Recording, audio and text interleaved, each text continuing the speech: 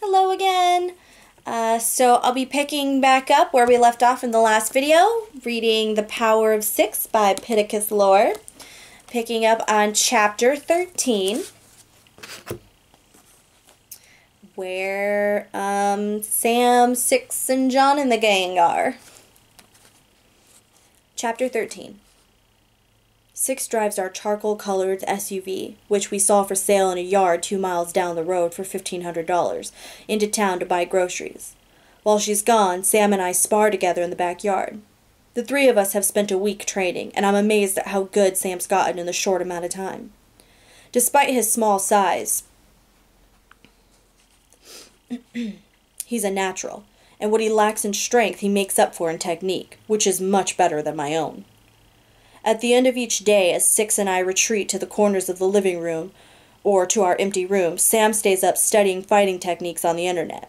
What Six learned from Katerina and I learned from Henry is a method of combat that loosely resembles a blend of jujitsu, taekwondo, karate, and bojuka here on Earth. A system designed to be committed to muscle memory, including grappling, blocks, fluid body movements, joint manipulation, and strikes to vital points of a person's central nervous system. For Six and me, having the benefit of telekinesis, it's a matter of sensing the subtlest of motions in a radius around us and then reacting to them. Sam, however, needs to keep his enemies in front of him. While Six ends each session without a mark, Sam and I both finish with new scrapes and bruises. But despite them, Sam never loses passion or drive. Today's no different. He comes at me, chin tucked and eyes alert. He throws a right cross that I block, then a left side kick that I counter by sweeping his right leg out from under him, sending him crashing to the ground. He stands, then charges me again. Though he connects often with my strength, his shots aren't very effective, but sometimes I feign pain to boost his confidence. Six gets home an hour later. She changes into shorts and a t-shirt and joins us. We drill for a while, slowly doing the same block counterattack over and over until it becomes second nature. But while I take it somewhat easy against Sam, Six goes all out against me, thrusting me backwards with such force that the wind is knocked out of me. Sometimes I get irritated, but I can still tell I'm getting better. She's no longer able to deflect my telekinesis with a casual flick of the wrist. Now she's required to throw her whole body into it. Sam takes a break and watches from the side with Bernie Kosar. "You're better than that, Johnny. Show me the good stuff already," she says, after she upends me when I throw a sloppy roundhouse kick. I charge her, closing the gap between us in 1/10 of a second. I throw a left hook, but Six blocks it, taking hold of my bicep and using my momentum to toss me over her head. I brace myself for a painful landing, but she doesn't let go of my arm, instead twisting me back over her shoulder so my feet hit the ground. She wraps her arms around my arms. My back is smashed against her chest. She sticks her face against mine and playfully kisses me on the cheek.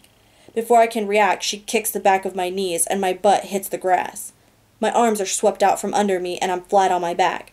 Six easily pins me and she's so close I can count the hairs on her brow. Butterflies flood my stomach.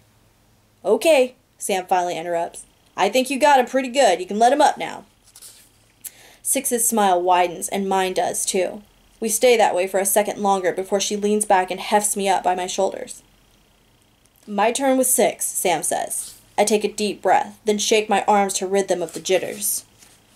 "She's all yours," I say, making a beeline towards the house. "John?" Six says just as I reach the back door. I turn, trying to tamp down a strange, fluttery sensation at the sight of her. "Yeah?" "We've been in this house for a week now.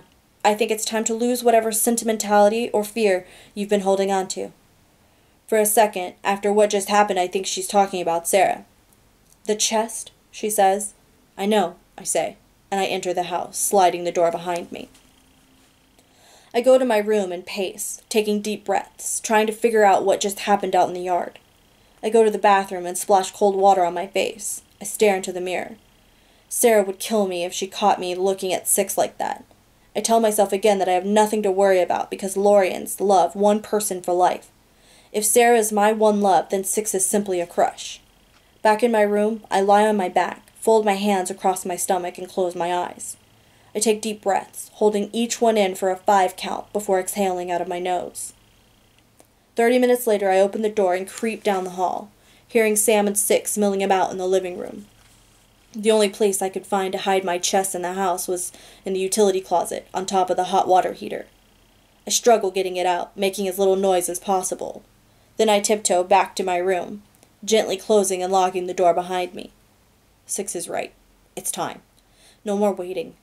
I grab hold of the lock. It quickly warms, then squirms against the palm of my hand, taking on an almost liquid form, and snaps open. The inside glows brightly. It's never done that before. I reach in and remove the coffee can containing Henry's ashes and his letter, still in its sealed envelope.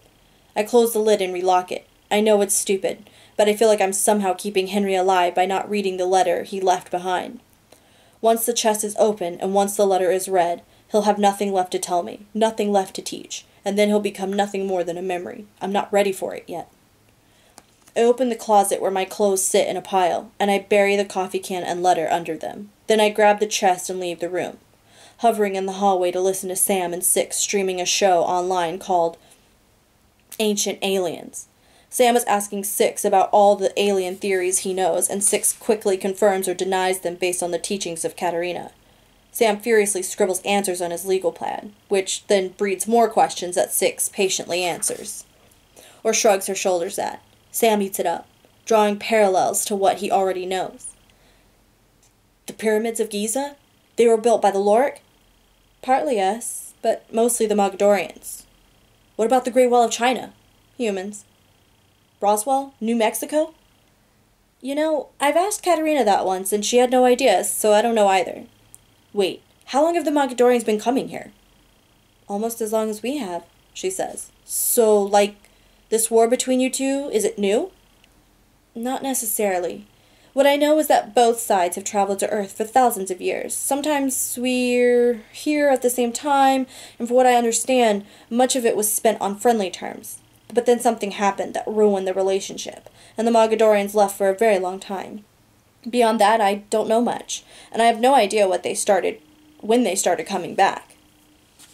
I cross the living room and plop the chest in the middle of the dining room floor. Sam and Six glance up. Six grins, again giving me strange flutters. I smile back, but it feels insincere. I figure we might as well open this thing together. Sam begins rubbing his hands with a crazy look in his eyes. Geez, Sam, I say, you look like you're about to murder somebody.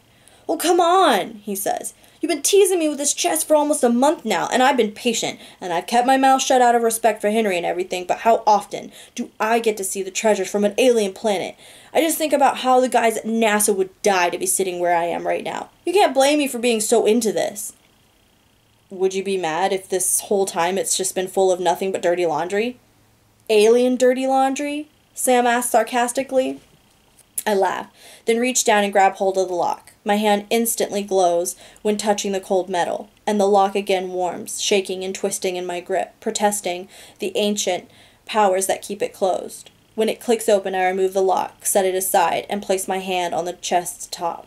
Six and Sam both lean forward in anticipation. I lift the lid. The chest is yet again ablaze with light that hurts my eyes. The first thing I do is remove the velvet bag holding the 7 orbs that make up Lorien's solar system. I think of Henry and how we watch the light glow and pulsate on Lorien's core, showing that the planet is still alive, I'll bet hibernating. I place the bag in Sam's hand. All 3 of us peer down into the chest. Something else is lit up. What's that glowing? Six asks. No idea, never did that before. Six reaches down and plucks a rock from the bottom of the chest. It's a perfectly round crystal no bigger than a ping-pong ball, and when she touches it, the light brightens even more, and then it fades and begins to slowly pulse. We watch the crystal, transfixed by the glow. Then suddenly, Six lets it drop to the floor. The crystal ceases to pulse and resumes its steady glow. Sam reaches down to pick it up. Don't! Six yells. He looks up, confused. Something doesn't feel right about it, she says. What do you mean? I ask. It felt like pinpricks against my palm. When I grabbed hold of it, I got a really bad feeling. This stuff is my inheritance, I say. Maybe I'm the only one allowed to touch it. I bend down and carefully pick up the glowing crystal. Within seconds, it feels as if I'm holding a radioactive cactus. My stomach compresses and acid climbs up my throat, and I instantly toss the crystal onto a blanket. I swallow. Maybe I'm doing it wrong. Maybe we don't know how to use it. I mean, you said, wait. Maybe we don't know how to use it. I mean, you said Henry kept you from staying inside because you weren't ready. Maybe you're still not ready? Well, that would be pretty lame, I say. This sucks, Sam says. Six walks into the kitchen and returns with 2 towels and a plastic bag. She carefully grabs the glowing crystal with the towel and drops both into the bag, which she then wraps in a second towel. You really think that's necessary? I ask. My stomach continues to gurgle. She shrugs. I don't know about you, but the feeling I got when I touched it was bad news. Better safe than sorry. What's left in the chest is everything comprising my inheritance, and I'm not really sure where to start. I reach in and grab an object I've seen before, the oblong crystal Henry used to spread the lumen from my hands to the rest of my body. It comes alive and bathes the dining room in its bright light. The crystal center begins swirling with what looks like smoke, twisting and turning back on itself, as I've seen it do before. Now we're talking, Sam says. Here, I say, giving it to him. The crystal falls inert when it transfers hands. I've already seen it. Also inside the chest are a few smaller crystals, a black diamond, a collection of brittle leaves bound with twine, and a star-shaped talisman the same pale blue as the pendant around my neck, which tells me it's laurelite, the rarest gem found only at Lorien's core. There's also a bright red oval bracelet and an amber-colored stone in the shape of a raindrop. What do you think that is? Sam asks, pointing to a flat, circular stone the same milky white color as a pearl that's stuck in the corner. Don't know, I say. How about that? He asks, this time pointing to a small dagger that looks to have a blade made of diamond. I lift it from the chest.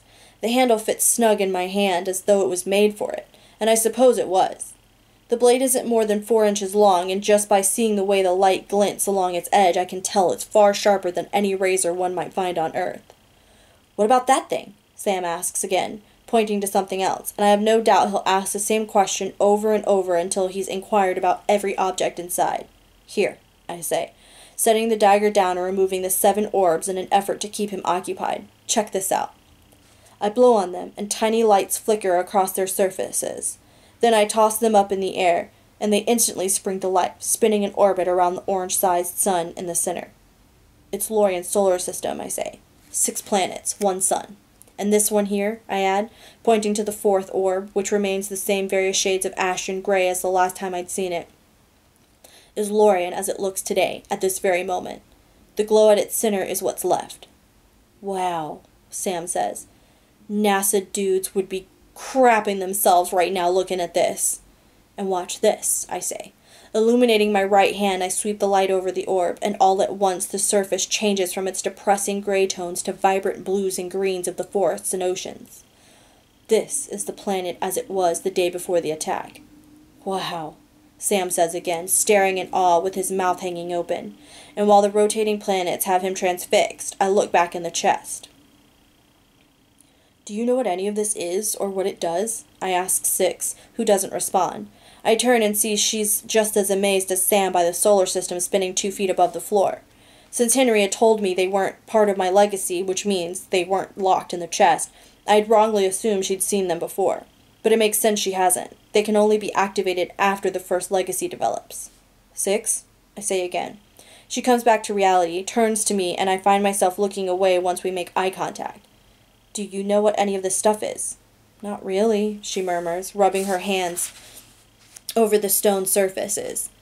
This is the healing stone Henry and I used at the school, she says, pointing out a flat, black rock I've seen before. Then she freezes, a faint gasp escaping her lips. Sam and I exchange confused expression. She lifts a pale yellow stone, its surface waxy and smooth, from the chest and holds it up to the light. Oh my God, she marvels, flipping it over. Tell me, I prod. She looks me right in the eye.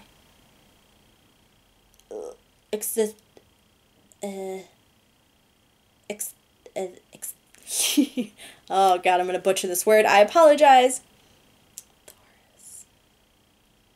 Zatharis. Got it. Zatharis, she says. It comes from our first moon. She brings a small stone to her forehead, squeezing her eyes shut. The faint yellow shade of this stone darkens slightly. She opens her eyes and hands the stone to me. I frown and take it from her, my fingertips grazing the palm of her hand. Sam inhales sharply. What the? He looks terrified, groping for me like he's blind. What's going on? I ask, slapping Sam's hands away from my face. You're invisible, Six says quietly. I look down at my lap and it's true. I've completely vanished. I drop the Zatharis on the floor like a hot potato and instantly become visible. The Zatharis, Six explains, allows one guard to transfer a legacy to another, but only for a short period of time. An hour, I think, maybe 2. I can't say for sure. All you have to do is charge it by focusing your energy on the stone. Put it to your forehead, and bam, it's ready to go. Charge it like a battery? Sam asks. Exactly, and it won't start using the legacy until it's touched again. I look at the stone. Sweet! Looks like somebody other than you has taken a trip into town. And somebody other than you is going to be resistant to fire, she says playfully. If you're nice to me, then it's definitely a possibility, I say. Sam picks the stone up and clenches his entire body in deep concentration. Nothing happens. Oh, come on, he says to the stone. I promise to use it for the power of good. No girls' locker rooms, I swear. Sorry, Sam, Six says. I'm pretty sure this stuff only works on us. He sets the Zatharis down, and we dig through the rest of the chest to see if anything else is activated by touch. But after an hour of studying and holding all 17 artifacts, blowing hot air on them, squeezing them tightly, nothing else engages aside from the glowing crystal wrapped in the towel, the larger oblong crystal with the smoky center, and the solar system still rotating above us. The healing stone, however, does cure the cuts and bruises Six has been stamping my body with. Man, I've waited most of my life to open this thing, and now that I have, a lot of it seems useless to me, I say. I'm sure their uses will reveal themselves in time, Six assures me. Things like this need to be slept on. It's usually when they've left your mind completely that answers finally come.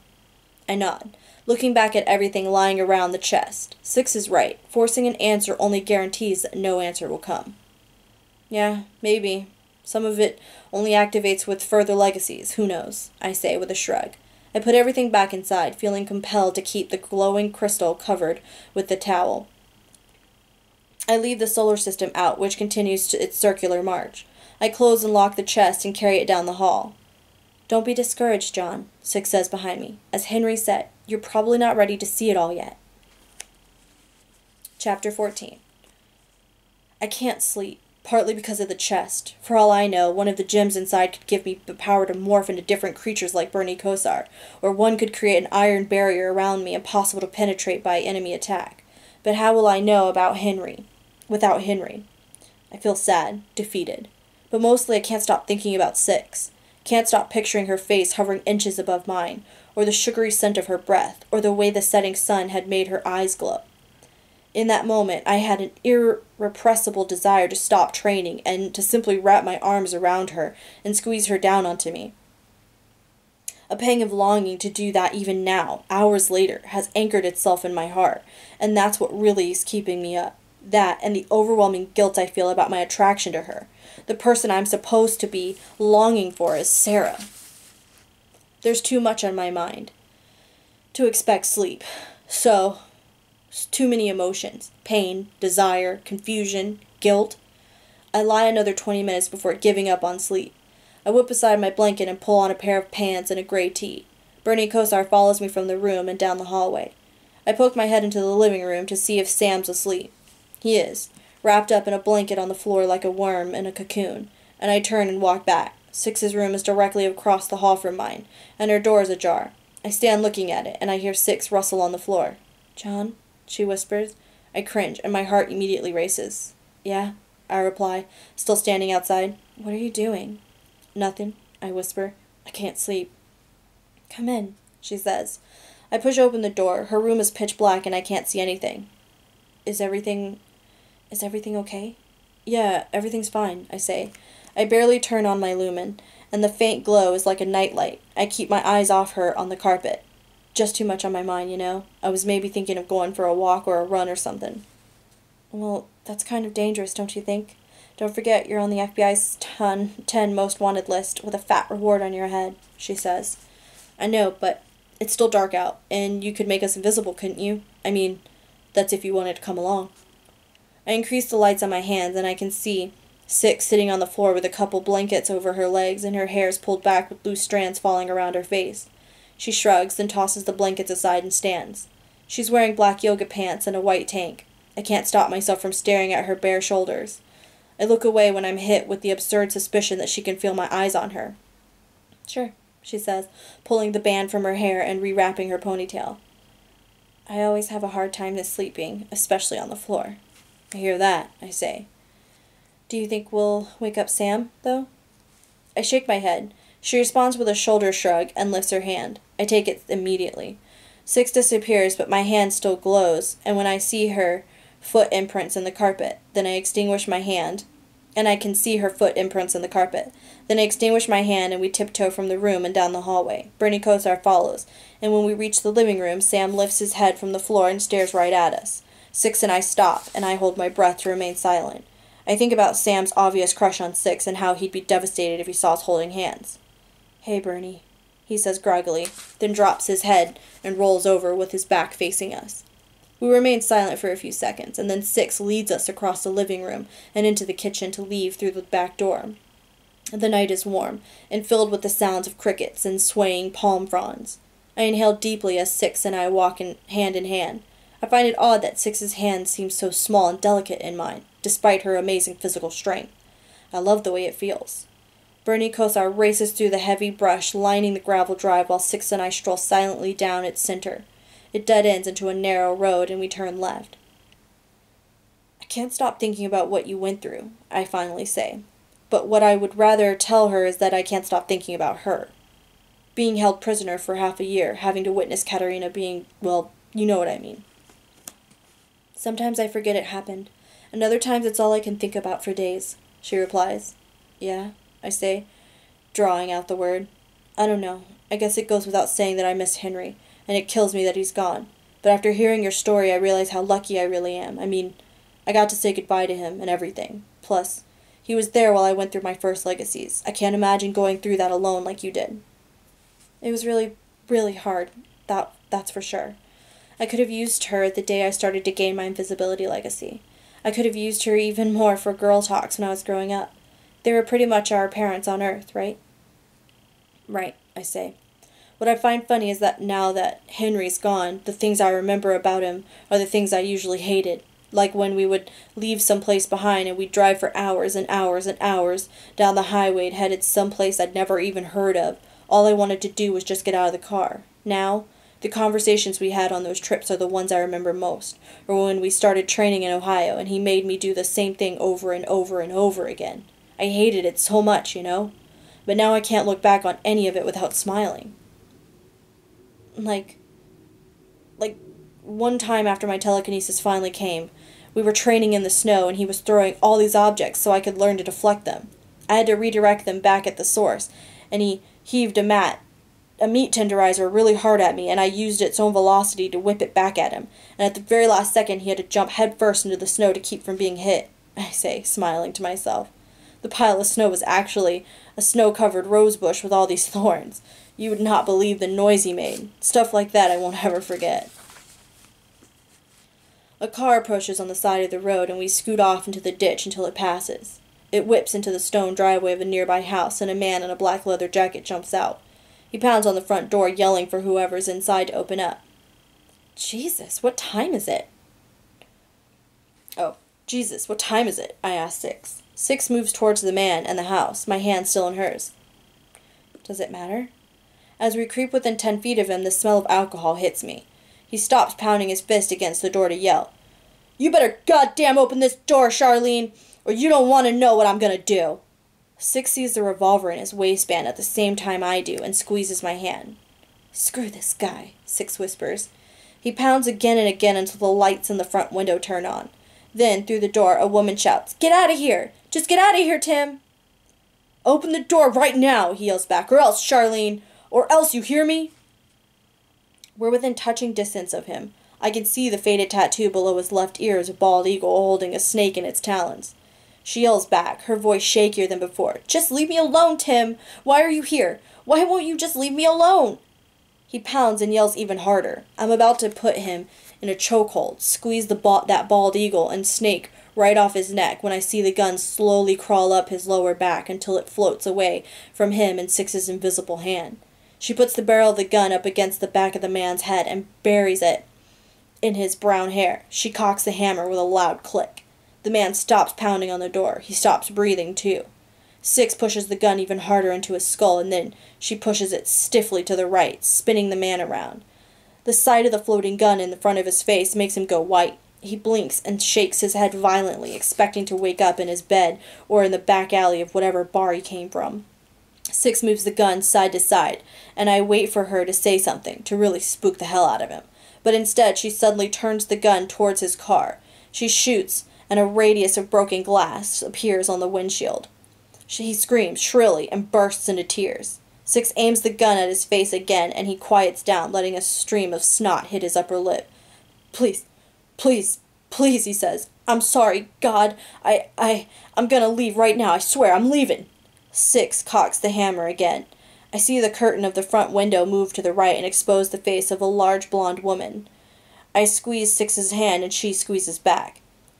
I'm leaving right now. I'm leaving. I'm leaving. The man sputters to the gun. Six aims at his car again and empties the chamber with a loud bang. The rear driver's side window explodes into 1,000 pieces. No, okay, the man shouts. There's suddenly a wet spot on the inner thigh of his jeans. Six motions the gun at the front window, and he makes eye contact with the blonde woman inside. And I'll never come back. I'll never, ever, ever come back. The gun bobs to the left twice, indicating he can leave. The man rips his car door open and dives in. Stones spit out from under his tires as he reverses out of the driveway and then barrels down the road. The woman in the window continues to stare at the handgun that's floating next to her front door, and that's when Six flings it over the house with such force that it's sure to land in the next county. We run back to the road, and then we continue to run until there isn't a house in sight. I wish I could see Six's face. I could do that kind of stuff all day, she finally says. It's like being a superhero. Humans do love their superheroes, I say. Do you think she'll call the police? Nah. She's probably going to think it was all a bad dream. Or the best dream she's ever had, I say. Our talk turns to all the good things we could do for Earth with our legacies if we weren't busy being hunted or hated. How did you train yourself anyway? I ask. I can't imagine learning the things I did if it hadn't been for Henry pushing me so much. What other choice did I have? Either we adapt or we perish, so I adapted. Katerina and I trained for years before we were captured, but obviously never once after my legacies developed. When I finally got out of that cave, I promised myself that her death wasn't going to be in vain, and the only way to do that was to seek revenge. So I picked up where we had left off. It was hard at first, especially on my own, but little by little I began to learn and grow stronger. Besides, I've had more time than you. My legacies came sooner than yours, and I'm older than you. You know, I say. My 16th birthday, or at least the day I celebrated as my birthday with Henry, was 2 days ago.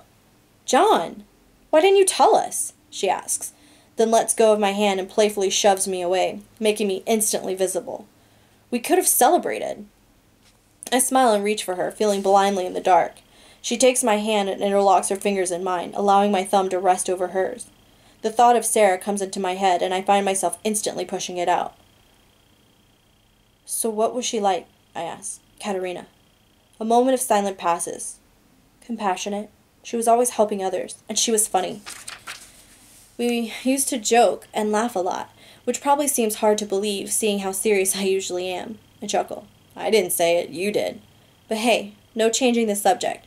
Why didn't you say anything about your birthday? I don't know. I actually forgot about it until yesterday, and then it just seemed pointless with everything else going on. It's your birthday, John. It's not pointless. Every birthday any of us are lucky to have is cause for celebration, considering what's hunting us. And anyway, had I known, I might have taken it easy on you in training. Yeah, you must feel terrible beating up a guy like that on his birthday, I say, and then nudge her. She nudges me back. Bernie Kosar leaps from the brambles and trots beside us. Several burrs are stuck to his fur like Velcro, and I let go of Six's hand to pluck them all off. We reach the end of the road. Tall grass and a winding river lie ahead of us. We turn around and amble back towards the house. Does it bother you that you never got your chest? I ask after a few minutes of silence. In a way, I think it fueled me that much more. It was gone. There was nothing I could do about it. So I did what I thought was smart and chose to focus on finding the rest of you. I just wish I could have found number 3 before they did. Well, you found me. I can't imagine I would have survived this long if you hadn't. Or Bernie Kosar, for that matter. Or even Sarah. As soon as I say Sarah's name, Six's grip loosens a little. Guilt rises in my chest as we make our way back to the house. I do love Sarah, but it's hard to imagine a life with her when I'm so far away, on the run, with no sense of where the future will take me. The only life I can imagine right now is the one I'm living, the one with Six. We reach the house, and I find myself wishing our walk wasn't over. I try to stall, slowing my steps, hovering at the end of the driveway. You know, I only know you as Six, I say. Did you have a name at one time? Of course I did. But I didn't use it very often. I didn't go to school like you. Well, I did for a little while, but then we decided I was better off staying home. So what was your name? Marin Elizabeth. Oh, really? Why do you sound so surprised? I don't know. Marin Elizabeth seems kind of dainty and feminine. I think I expected you to have something strong and mythic like Athena or Xena, maybe. You know, like the warrior princess, or even Storm. Storm would have suited you perfectly. Six laughs, and the sound of it makes me want to pull her to me. Of course I don't, but I want to. And maybe that's what's most telling. I'll have you know, I used to be a little girl who once wore ribbons in her hair. Yeah? What color? Pink. I think I'd pay money to see that. Forget it. You don't have enough. I'll have you know, I say, mimicking the same playful voice she just used. I have a whole chest of rare gems at my disposal. Just point me in the direction of a pawn shop. She laughs, then says, I'll keep my eyes open for one. We continue to stand at the mouth of our driveway, and I look up at the stars and moon, which is 3/4 full. I listen to the wind and to Six's feet on the gravel as she shifts her weight from one leg to the other. I take a deep breath. I'm really glad we went for that walk, I say. So am I. I look where she's standing, wishing she were visible so I could read her expression. Could you imagine if every night were like this, living your life without having to worry about what or who might be lurking out of sight, without always having to peer over your shoulder to see if you're being followed? Wouldn't it be amazing to be able to forget just once what's peeking over the horizon? Of course it'd be nice, she says, and it will be nice when we finally have that luxury. I hate what we have to do. I hate the situation we're in. I wish it were different. I look for Lorien in the sky and release her hand. She makes herself visible. I grab her by the shoulders and turn her towards me. She inhales deeply. Just as I duck my head towards hers, an explosion rocks the back of the house. Six and I scream and tumble to the ground. A plume of fire lifts up over the roof and flames instantly spread inside. Sam! I yell. From 50 feet away, I rip the front windows out. They shatter against the concrete walkway. Smoke comes billowing out. Before I know it, I burst into a dead sprint. I take a deep breath and leap, crashing into the house and splintering the door from its hinges. Okay, that was it for chapter 14. We'll pick back up on chapter 15 in the next video, and it brings us back to Marina. So whatever's going on in the craziness is gonna have to wait. Don't you just hate it when that happens? I do. Anyway, hope you're liking the videos.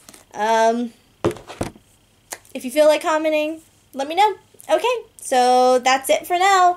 Until next time, reading by Ree. Bye. Mermaid.